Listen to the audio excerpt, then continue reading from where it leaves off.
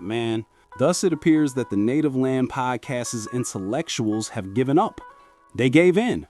According to Queenzflip, Angela Rye contacted him to express regret and to talk and check in. Additionally, Angela Rye told Marc Lamont that she agreed with Joe Budden on a number of topics. Once more, I would say that Angela Rye used certain terms that demanded a response from Joe Budden. Some buzzwords, but overall, I didn't have much to say about what she said.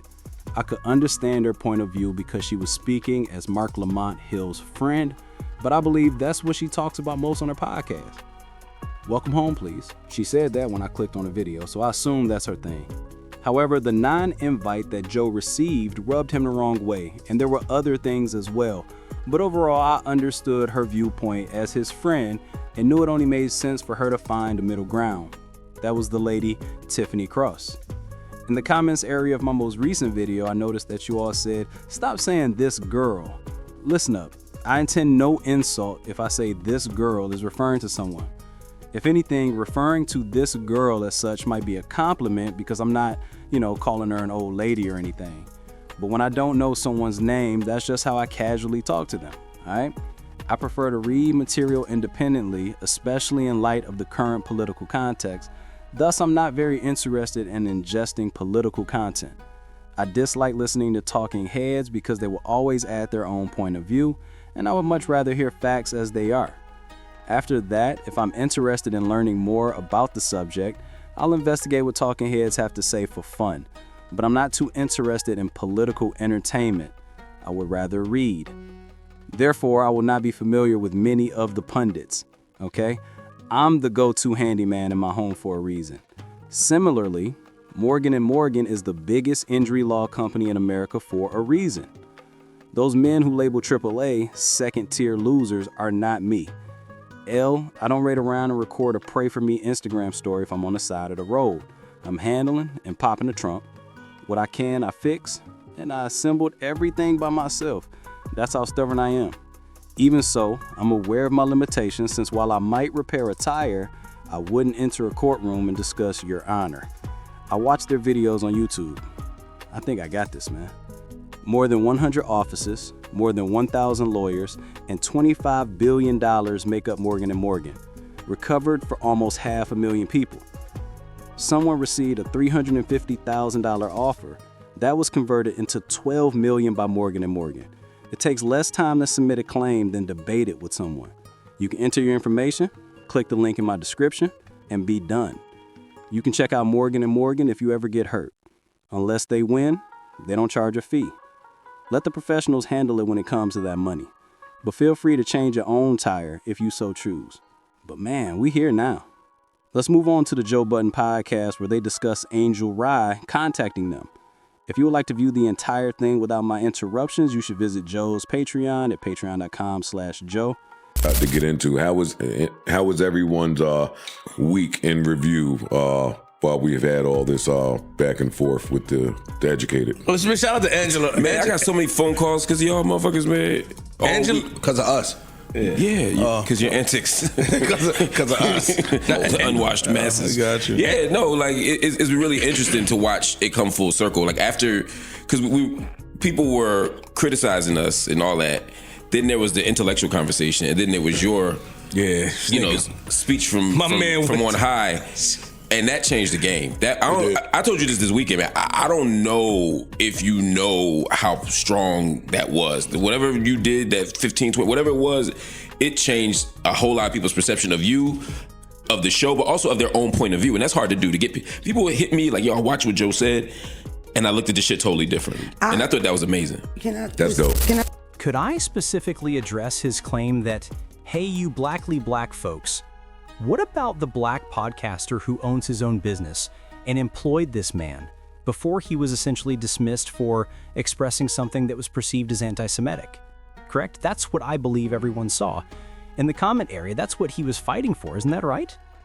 Because they believed he was, a problem child. No one wanted to come get him. However, he was snatched up by Joe Budden and the black platform. You cannot go against that one. Right there for that reason.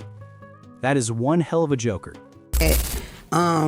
Angela's podcast. I've always been a fan of her. I saw her podcast and I seen how people were like responding to it, but the way my algorithm set up, people was automatically, they didn't like what she said. Like that's just how my algorithm is. So when he had his rebuttal or whatever, I had already seen people going that way. Like they just didn't appreciate that outlook of it. But my question is for you, how does that feel like when your peers call you and try to check you or pull you up? Like, because I know me, at some point it'd be like, yo, I'm grown, thanks. And certain people wouldn't even be able to do it to me because it's like, nigga, I don't need. I know it's certain people in your life that can do that. But the niggas that ain't supposed to do it, how do you carry that? I don't listen to people. Great question too, by the way. Part of why I changed my number earlier in the year was so that I don't have to take those kinds of calls. And so people who can call me, you got the number. Flip looking at me. No, I was thinking about something because Top said if you change your number, the only reason people change their numbers is because they can't say no. So that was something that just played that might be. That's what Top said. I definitely shrunk my circle, but my point is that people who reach out to me are people who I care and who I want to hear from.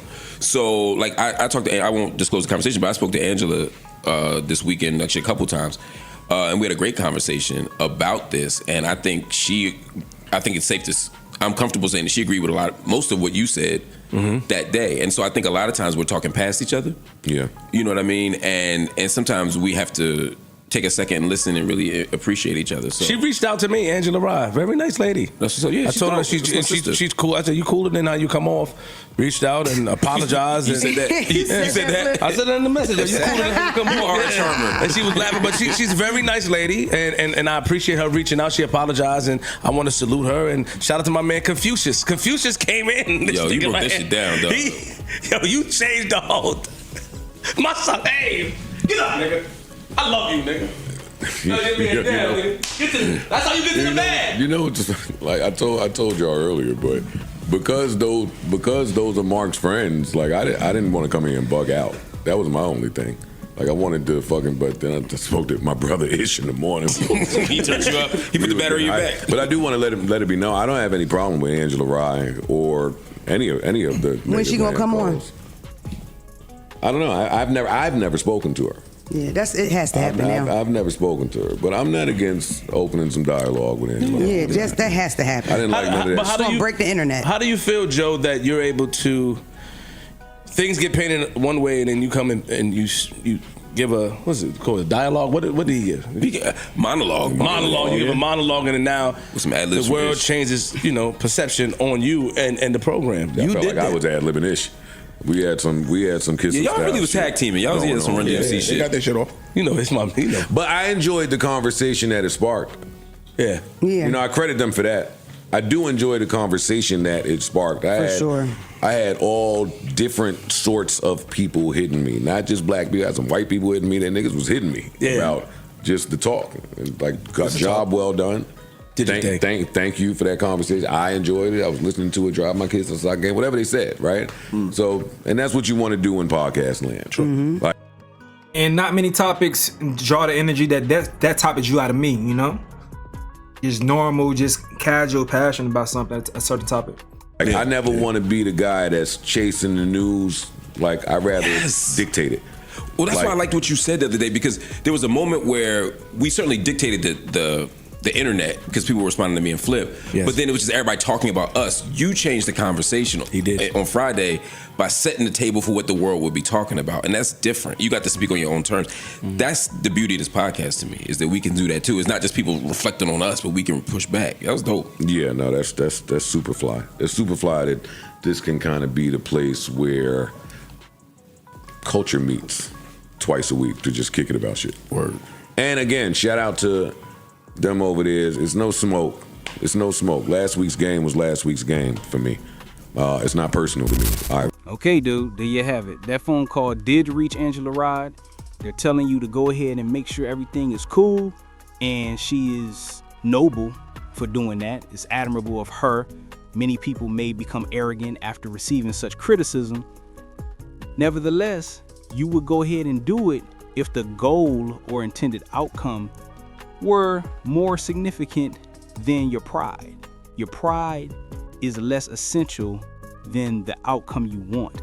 After that, you will proceed to set that aside and have that discussion. Make contact. Since Mark has already been invited to that platform as an intellectual, you should go forward and close the gap, especially if you think that perhaps your words or your viewpoint were misunderstood. Thus, they are already striving to realize your vision for Black America as a whole, or at least what you would say you have. However, she stated independently that there are too many different viewpoints in the Black community for us to essentially be on the same page, or to be on the same page enough to have some influence, which is definitely true for Black America. She says something along those lines. However, I know from these platforms that you guys have a far larger political platform. That's its purpose, political. So I get that idea. However, Joe has already begun to bring disparate viewpoints together, okay? Additionally, I recognize the entertainment value of it. Joe will push that as far as starting things for amusement. So yes, you will have some clashing moments. He will do that. At the end of the day, it is a show. So you also have that part of it. Nevertheless, you have to give him credit for his choice to include Marc there. And Marc removes his once more. He removes his. All right, but come on, dude. All I'm gonna do is come and fix the problem. However, you have to share your thoughts with me in the space provided for comments below. But I'm gonna leave this place. This is yet another Stace update. Hey,